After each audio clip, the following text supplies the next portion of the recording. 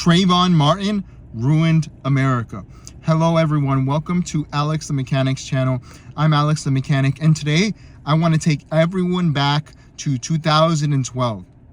For those of you who are too young to remember, there was a really big case in my home state of Florida where Trayvon Martin ended up tragically dying at the hands of George Zimmerman. And you might be wondering, Alex, why are you saying this ruined America? Because it did, okay? Why is this? Well, let's run through what actually happened here, okay? Trayvon Martin was a young man who was attacking George Zimmerman that was just trying to keep his community safe. And he got on top of him and was hitting him against the ground. And George Zimmerman was put in a self-defense situation and had to engage Trayvon with a firearm, and Trayvon died. Now, that's the real story. The story you'll hear in the media, even today, some people will still say this, is that Trayvon Martin was completely innocent and did nothing wrong, and George Zimmerman chased him around to extinguish his life. That's not true. First of all, Trayvon Martin was no angel. This has been buried. People forgot it. Trayvon Martin, he wasn't 12 years old, how they show him. He was 17 years old. He had a record. He smoked marijuana. And I know that that's legal now, but it wasn't back then. This was someone who was breaking the law, okay? And then when George Zimmerman, who was just trying to protect his neighborhood, went up to him, he said, "Hey, what are you doing?" And he said, you know, the F word and other epithets. He said, "Get away from me, George Zimmerman. Get away. I get to do what I want."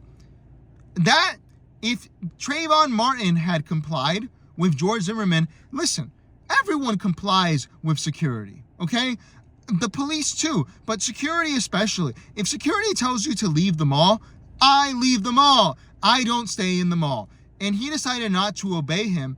And look, it's a tragic situation altogether. It's tragic. But I'm just reminding everyone, this wasn't the way they said. They said he was this innocent guy who did nothing. No. That's not true. Okay, but whatever. We got the correct verdict. And the verdict was that George Zimmerman was innocent and Trayvon Martin was guilty. Okay, very good. We have the right verdict. But before that verdict even happened, Barack Hussein Obama came out there and said that if he had a son, he would look like Trayvon Martin. He said that from the White House. Can you believe that?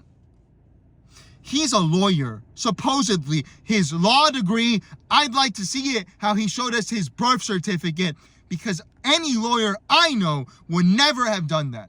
Barack Obama came out and said that.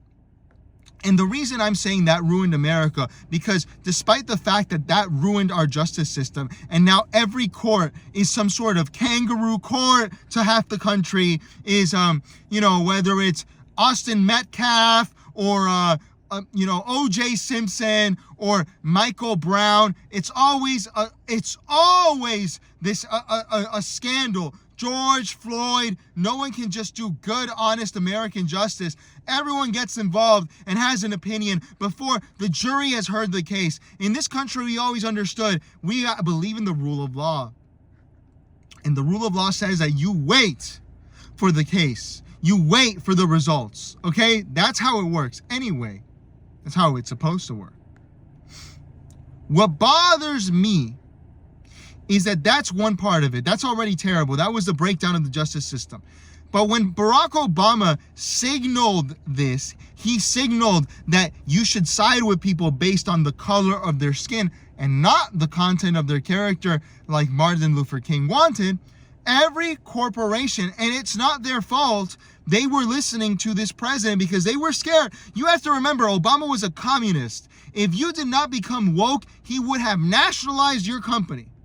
That's what he would have done. So every corporation had to suddenly start saying, "Oh, I believe in Trayvon Martin. I believe in gay rights," denying the biblical scripture, Leviticus. All of this, they had to do it because otherwise Obama was going to put them out of business. out of business. And this created a cycle because then it became the law. Because then the Supreme Court, even our Supreme Court, was influenced by the woke here. Because the head lawyer in charge of the country, Obama, and his buddy, Eric Holder, were making it so that now you had to be woke in order to stay in your job. And so the Supreme Court said, no, all the gays can get married now. And that's good somewhat because Dave Rubin deserves to be married. That's fine. But we know that that's not what it was for. It wasn't for the Dave Rubins of this world. Okay? And what that did was that it ruined the country. And eventually we had, what is this called? Do we still call them trans? We had a bunch of people playing in women's sports that were not women. Matt Walsh had to make the documentary, What is a Woman?, to show how ridiculous this was. That's the problem here. The problem is that Trayvon Martin, in his acts of thuggery, what he did was that he made it so that everyone became woke. And I don't think he knew what he was doing, so I'm not even mad at. He did ruin America, but he didn't know.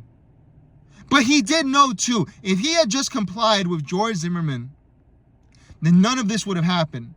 We would have had a country that was a lot better than what it is now. And President Trump is trying to fix it and make it that way because he knew that Barack Obama was a snake from the start. Why do you think he asked for his birth certificate?